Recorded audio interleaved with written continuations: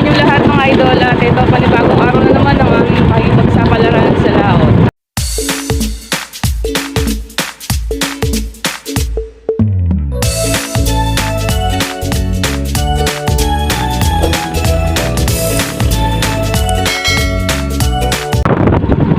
Ayan, madaling araw pa lang yung alis natin ngayon dahil magsasaab tayo.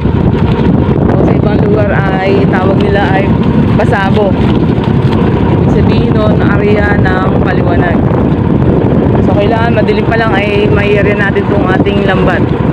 Dahil lang minuto lang nun ay magliliwanag na.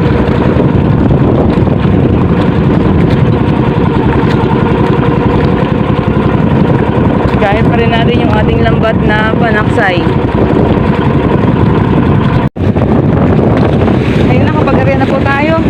Time check, it's now 5:14 in the morning at malakas talaga si habagat, kaya dito lang tayo pumesto sa gilid dahil dyan sa bandang laot ng pwesto natin ay puno na ng bangka. Ang dami namin dito, kaya dito na lang kami na pwesto sa gilid.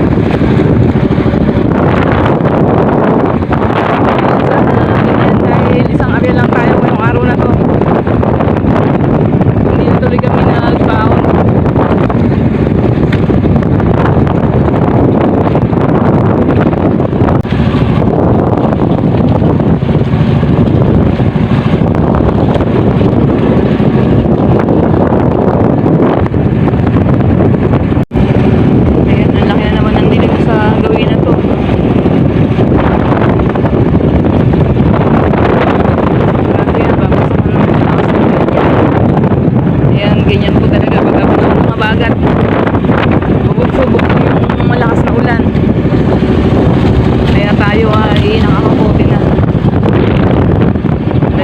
Bago kami malis ng baran ay nagpatila din kami ng malakas na ulan. Ayan, halos sabay-sabay kami nagsialis ng mga kasama namin sa baran.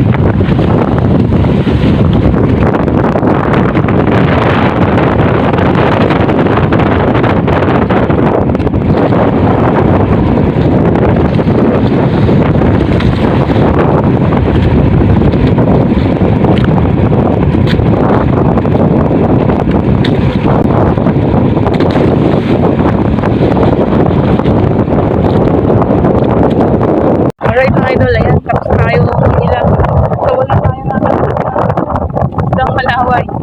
So meron tayong isda, ilang piraso ang isuso.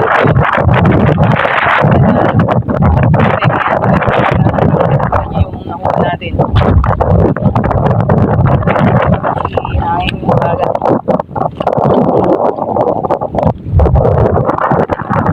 Mamaya, pagdating sa barahan, ipapakita ko yung mga nakuha natin sa lambat.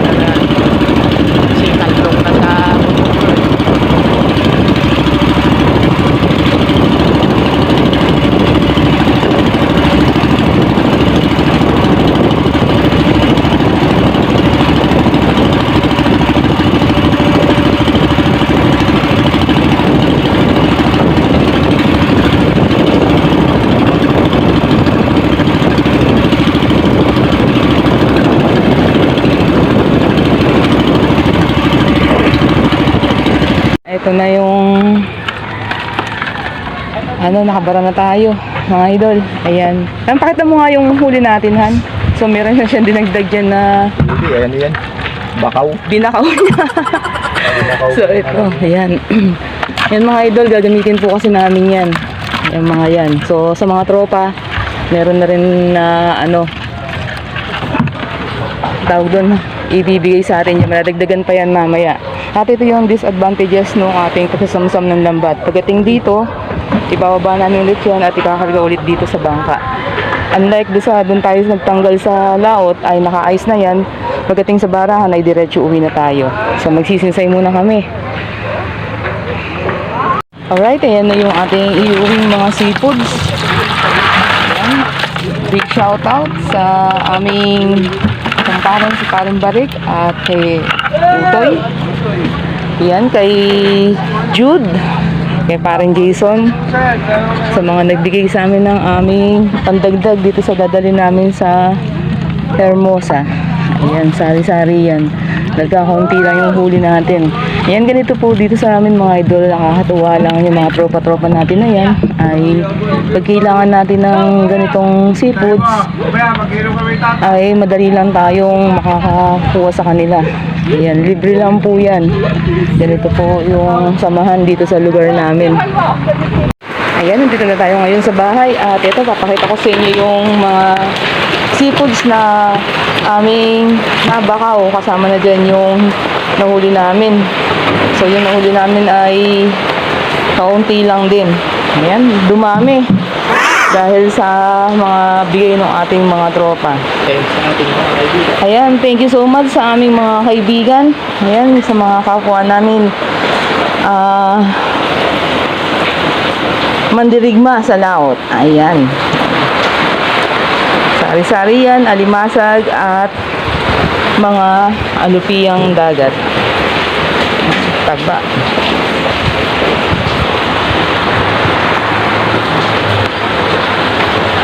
Ayan, siguradong namimiss na to nung pagdadalan natin. Ayan, namimiss na nila yan.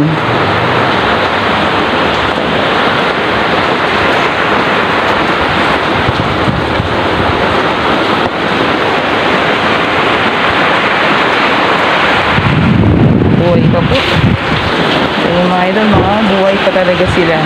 So, meron tayong ilang pirasong bisugo. So, piraso lang to. Ito yung nakuha natin sa ating lambat.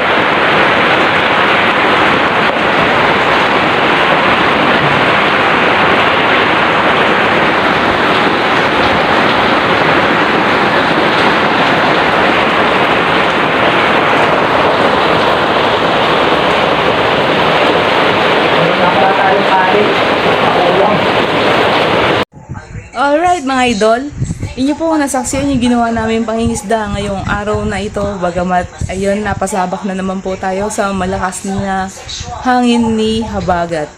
Ayan, hindi man po tayo pinalad na makahuli o makasalat ng ating hinuhuling isdang malaway o yung taksay kung tawagin dito sa lugar namin.